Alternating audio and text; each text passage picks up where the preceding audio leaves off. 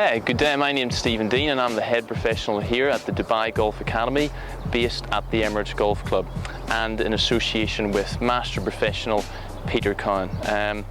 Over the past few months we've talked a little bit about how we take the golf club away from the ball, but today we're going to talk a little bit about the sensation we should have as it comes into impact. And we're also going to talk a little bit about a legendary golfer by the name of Ben Hogan, who I'm sure you know a lot about. He's one of the best ball strikers of all time.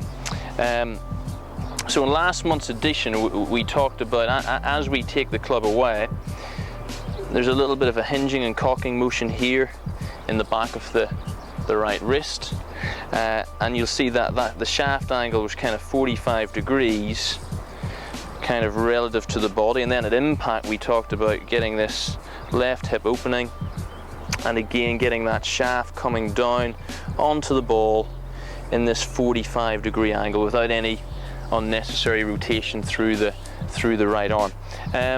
But today we're going to talk a little bit about what Ben Hogan did very successfully in his career. Obviously, as he went back, he let this wrist set and cock here. He then let the right elbow fold, and then as the club worked up, he loaded this shoulder. So we have three kind of fixed positions here. We've got the loaded shoulder, the folded elbow, and the set wrist. Okay? Now, from here, if we can simply let these come down, these three things, so we've got this set here, we've got this fold here and this load here. If we can move those 3 points down, notice the hips are opening, the body's opening a little bit here, but down and into the back of the ball, it really does produce a lot of pressure down onto the ball. And it really gives us a lot of control over the club face. So I'm just moving those 3 points, the hinging, the folding, the loading. We're moving those down onto the ball. You can see the club face there.